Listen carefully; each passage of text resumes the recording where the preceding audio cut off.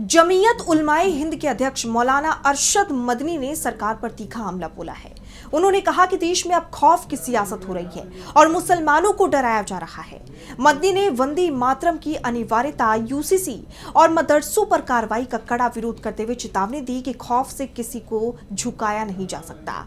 इसके अलावा विधानसभा चुनाव सहित और भी कई मुद्दों पर उन्होंने एकजुटता से अपील की। तो क्या कुछ कहा है अरशद मदनी ने, जानेंगे इस रिपोर्ट में। जमीयत उलेमा हिंद की कार्य समिति के 2 दिवसीय अधिवेशन में अध्यक्ष मौलाना अरशद मदनी ने मौजूदा सियासी हालात पर गहरी चिंता जाहिर की है। उन्होंने कहा कि मुल्क में अब नफरत की जगह डराने धमकाने की सियासत ने ले ली है और मुसलमानों को ये एहसास कराया जा रहा है कि उन्हें अब शर्तों के साथ जीना होगा। मौलाना अरशद मदनी ने कई अहम मुद्दों पर बेबाकी से अपनी राय रखी। आइए एक एक कर समझते हैं कि उन्होंने किन किन मुद्दों पर क्या कहा। मदनी ने इल्जाम लगाया, पहले की सरकारें मुसलमानों को सिर्फ राजनीतिक और आर्थिक रूप से पीछे धकेलना चाहती थी, लेकिन मौजूदा हुकूमत सीधे इस्लाम को नुकसान पहुंचाना चाहती है। मुसलमानों को उनके हक किसी सरकार ने नहीं बल्कि संविधान ने दिए हैं। मुसलमान प्यार और मोहब्बत से झुक सकता है, लेकिन ताकत और खौफ के बल पर उसे कभी झुकाया नहीं जा सकता। वहीं हालिया विधानसभा चुनावों का जिक्र करते हुए मदनी ने कहा कि यहाँ चुनाव आचार संहिता का खुलेआम उल्लंघन हुआ और मुसलमानों को धमकियां दी गई।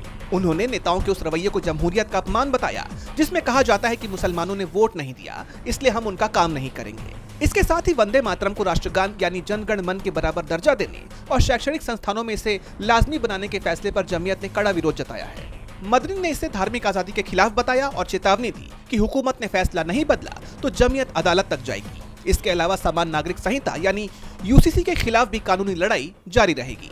मतदाता सूची सुधार यानी एसआईआर प्रक्रिया को मदनी ने एनआरसी की तरह खतरनाक बताया। बंगाल का हवाला देते हुए उन्होंने अवाम से अपील की है कि वो अपने सभी जरूरी कागजात संभाल कर रखें और फॉर्म सावधानी से भरें, क्योंकि इसके जरिए एक वर्ग को निशाना बनाया जा सकता है। मदनी यही नहीं रुके।